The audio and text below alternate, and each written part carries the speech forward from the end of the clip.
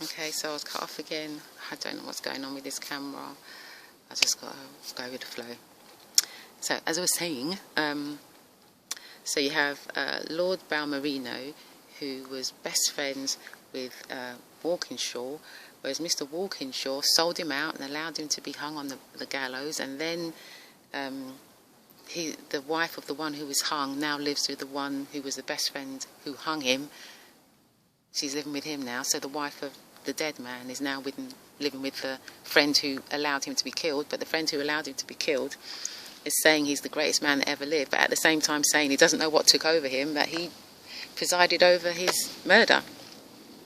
And then you've got this added issue with another Mrs. or Miss Walkinshaw, who was now a mistress to, I believe, King Charles, who was a spy, so the Walkinshaws, it just shows you that this was really, I wouldn't say deep, but it was just really a mass of confusion. And I think, just the manner in which King Charles was taken, I think while he slept, I think he was taken from his bedroom while he slept in the night. This is how this whole thing just started to escalate into something which really should never have been. Because it started in such a horrible way. And I think that, it carried on being very confused and very messy. But what happened was those who had sort of started the problem knew how, when and why, and if they could capitalise on everything that was going on. And to be fair, they did capitalise on everything. We're here thinking that slaves all came from Africa. It's not the case. It's not the case. Slaves too that were in America all came from Africa on slave trips. That's not the case, as I'm about to show you. And just a little bit of a fill-in information. I mean, my dad, who would be about 95, 96 now, so we're from Biafra, western side of Africa, what I call Asia Major, so the western side of Asia Major. Actually, that would be the eastern side, because Africa's supposed to be flipped. Anyway, so everything, it's just been confused and, made upside down. But he says that when he was young, living in Biafra, that his uncles who just would go for a walk on their land, whether they were working there or farming or whatever, they just went for a walk one day and they never came back. And it's thought of that they were taken. So in terms of people being transported from Africa to America as slaves, there would just be like a handful here, there, and pockets here, there. It's not like a ship full of, people all stuffed together on the bottom of a ship which is only powered by sail, which would take months and months to get all that way across the Atlantic. There's no trade winds. They were only moving by sail. So you can't even determine, nobody can even calculate how long it's going to take, because there are no winds. There are no winds that go that way. The trade winds don't run that way. Still to this day, trade winds don't run that way. If you want to take a ship that size from the coast of Africa to the Americas, it needs to be under power. So you'd have to have like a good few, maybe 50 to 100 people rowing. That's not the picture that we're shown. We're not shown rowboats until Hollywood gave us Ben-Hur. They weren't, that's not what we've been shown.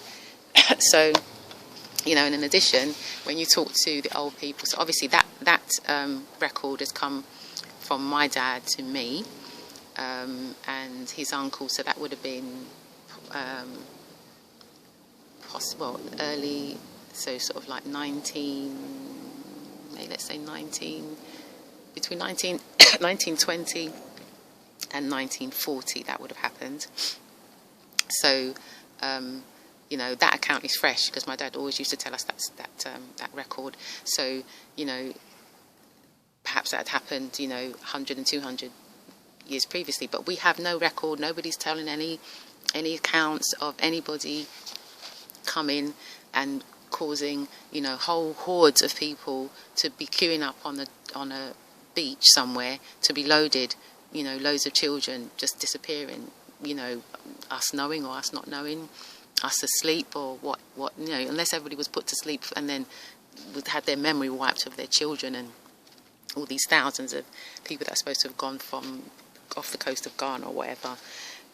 It didn't happen like that. If it did happen, but it happened in small pockets, because it's just difficult to transport that many people from, you know, the western coast of Africa to the Americas. Very difficult in circumstances where you don't have a powered vessel.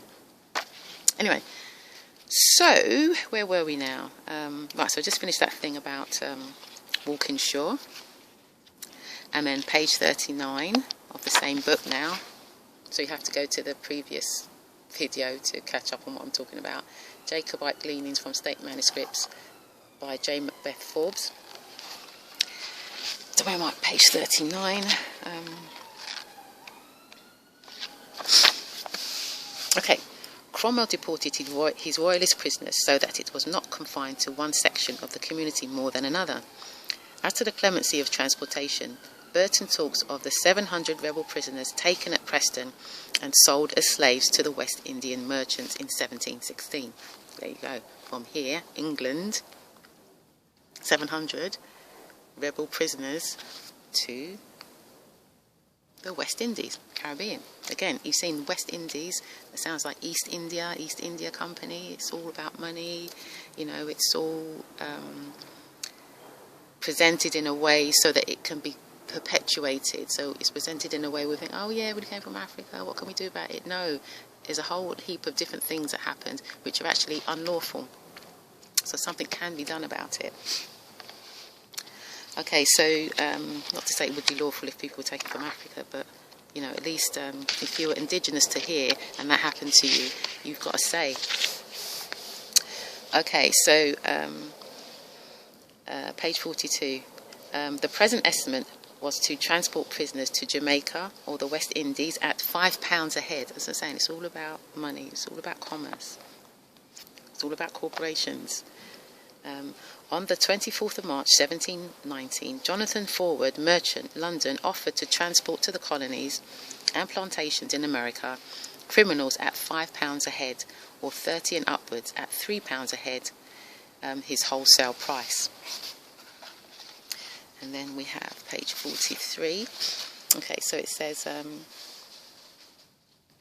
among the lotted were 180 who had drawn the blank lot at Carlisle, 72 at York, 73 at Lancaster, 34 at Lincoln, 34 at Chester, and 430 at Tilbury, and in the following transports on the Thames in London.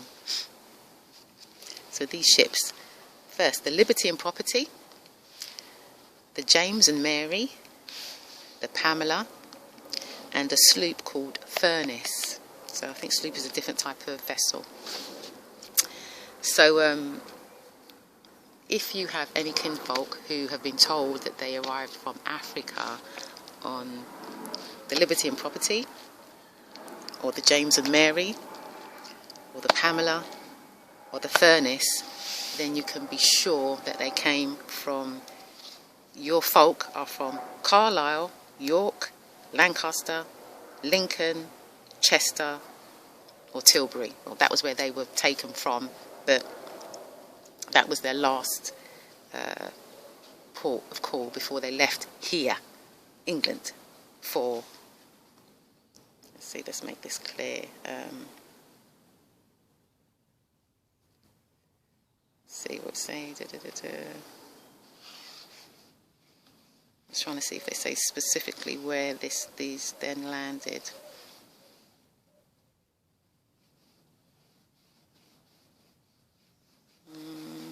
Not really. Anyway, it just says above that, the colonies and plantations, a dumping ground for prisoners. The colonization movement, rebels asked for by American governor as soldiers. Transport contract, well, that kind of says it. So they were just they could have been sent anywhere in America.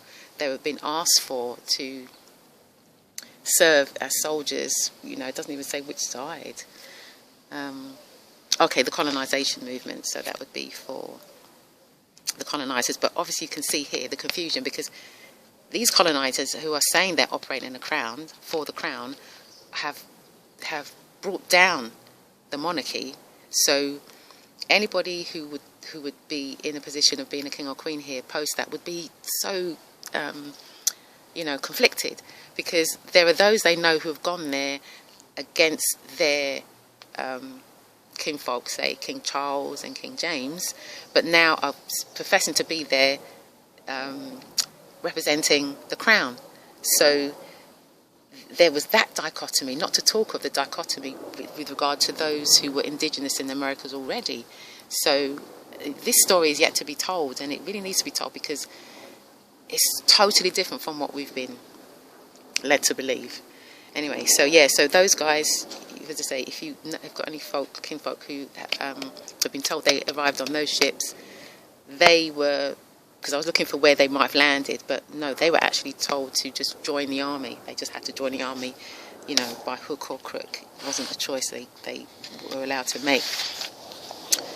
Okay, and also then they were deemed to be Jacobites, but we'll go further and you'll see where that also falls a little bit.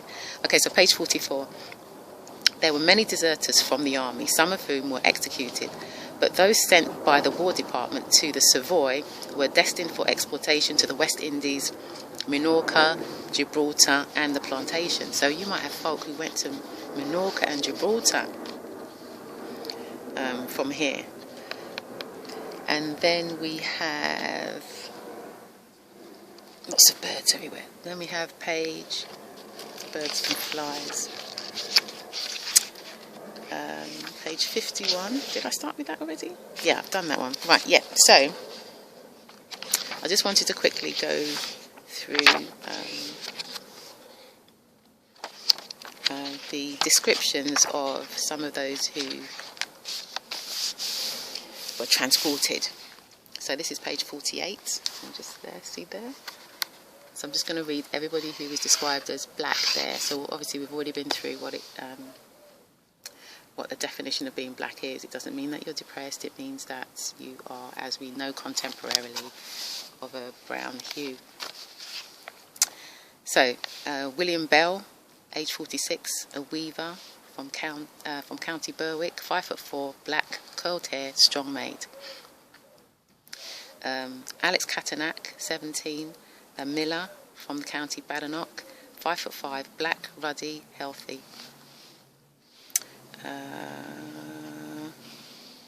Andrew Edwards, age 24, a servant from County Angus, 5'5½", black, well-made, strong.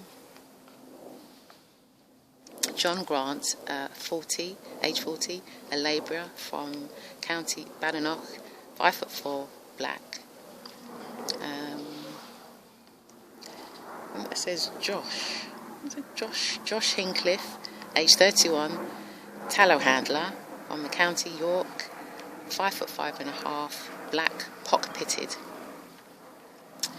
And then I think Jonathan Kennedy, age 32.